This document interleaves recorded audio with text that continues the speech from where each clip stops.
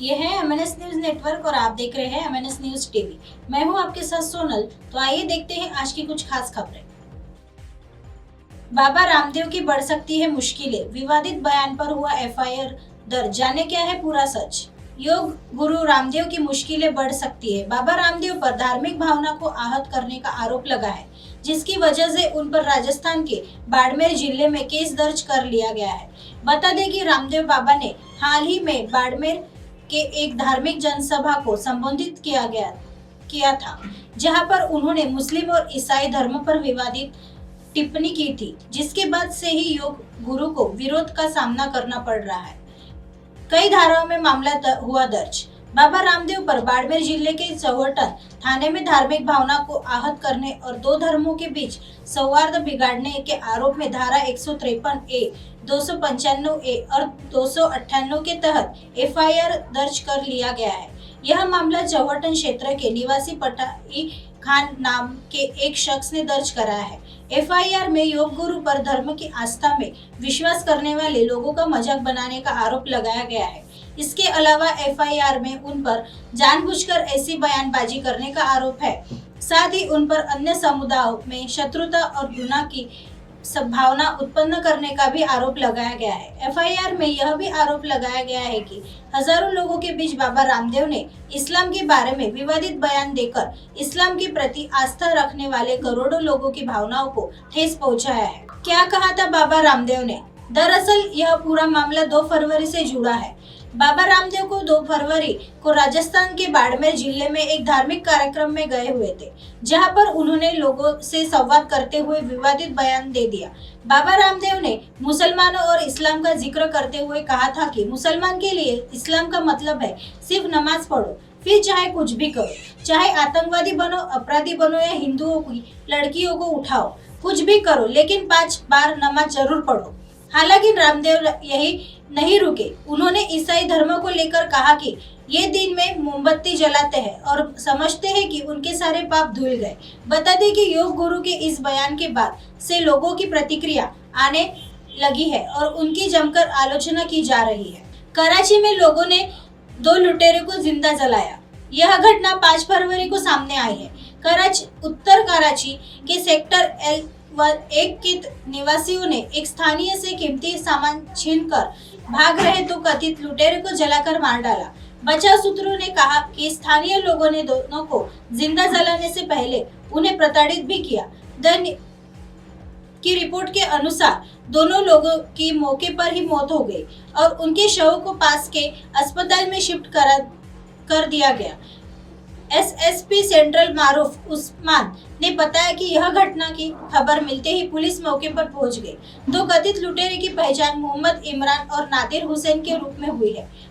Police के मुताबिक इमरान और नादिर का आपराधिक रिकॉर्ड रहा है। पुलिस ने कहा कि इमरान को जिला पश्चिम में एक मामले में नामित किया गया था, जबकि नादिर हुसैन पर कोरंगी, मालिर और मध्य जिले में कई मामले दर्ज किए गए थे। पुलिस ने मीडिया को बताया कि 2 अपराधी जिब्रान नाम के एक स्थानीय व्यक्ति से कीमती सामान छीनने के बाद भागने की कोशिश कर रहे थे। पुलिस के मुताबिक लुटेरों ने जब मौके से भागने की कोशिश की तो जिब्रान चिल्लाने लगा। एक रिक्शा स्टैंड के पास दुकानदारों ने दोनों को पकड़ लिया। लुटेरे ने तमाचा चलाने का प्रयास किया, लेकिन गोली फंस गई। लोगों ने पहले आरोपियों की पिटाई की और उन्हें फिर जलाकर मार डाला। पुलिस ने कहा कि उनके पास से हथियार, मोबाइल फोन और एक मोटरसाइकिल बरामद की गई। शादीशुदा महिला के साथ दोस्ती कर संबंध बनाने वाले के खिलाफ दर्ज रेप का मामला रद्द कराने से इनकार। यह घटना मुंबई शहर से सामने आई है। मुंबई हाईकोर्ट ने शादीशुदा महिला के साथ दोस्ती कर उसके साथ संबंध बनाने के बाद उसे आविष्कार करने वाले आरोपी के खिलाफ दुष्कर्म के मामले को रद्द कराने से इनकार कर दिया है, जबकि इस मामले में जुड़ी पीड़िता का नाम याचिका में सार्वजनिक करने के लिए याचिकाकर्ता आरोपी के वकील पर 5,000 रुपए का जुर्माना भी लगाया है। कोर्ट ने जुर्माने की रकम कीर्तिकर लॉ लाइब्रेरी में जमा करने का निर्देश दिया है। कोर्ट ने कहा कि दुष्कर्म के मामले में पीड़िता की पहचान को उजागर करना भारतीय दंड संहिता की धारा 228A के तहत अपराध है। न्यायमूर्ति रेवती मोहिते ढेरे व न्यायमूर्ति PK चौहान की खंडपीठ ने मामले से जुड़े पर गौर करने के बाद कहा कि इस मामले में आरोपी ने महिला से कहा था कि यदि वह अपने पति को छोड़ दे तो वह उसे स्वीकार करेगा, लेकिन आरोपी ने ऐसा नहीं किया है। इसके अलावा आरोपी ने पीड़िता को यह कहकर भी धमकाया था कि यदि वह संबंध बनाने की राजी नहीं हुई तो वह उसकी बेटी को क्षति पहुंचाएगा। मामले से जुड़ी यह परिस्थितियां इस मामले में भारतीय दंड संहिता की धारा 376 के अपराध का खुलासा करती है, इसलिए आरोपी के खिलाफ दर्ज मामले को रद्द नहीं किया जा सकता है। थाने के राबोडी पुलिस स्टेशन की महिला की शिकायत के बाद इस मामले में आरोपी के खिलाफ भारतीय दंड संहिता की धारा 376 व 506 के तहत एफआईआर दर्ज की थी, जिसे रद्द करने की मांग को लेकर आरोपी ने हाईकोर्ट में याचिका दायर की है।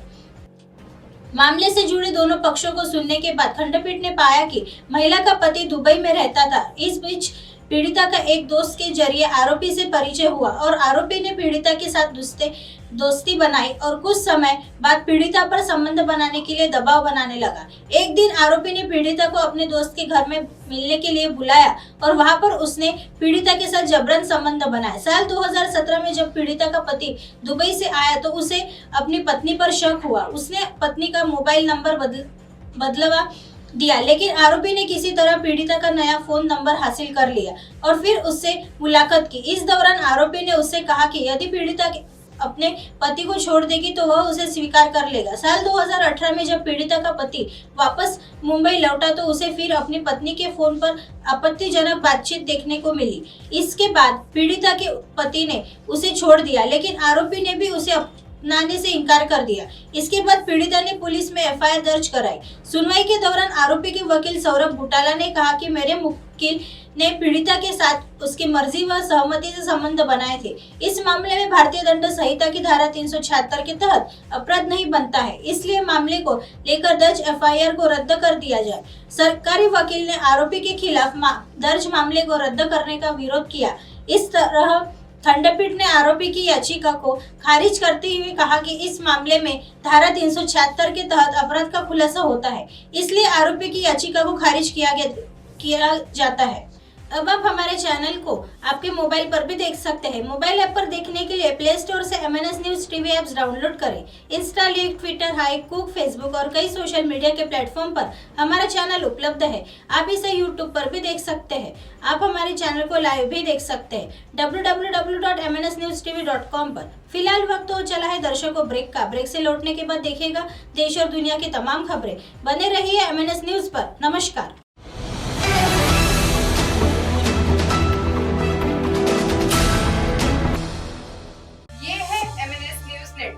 और आप देख रहे हैं MNS न्यूज।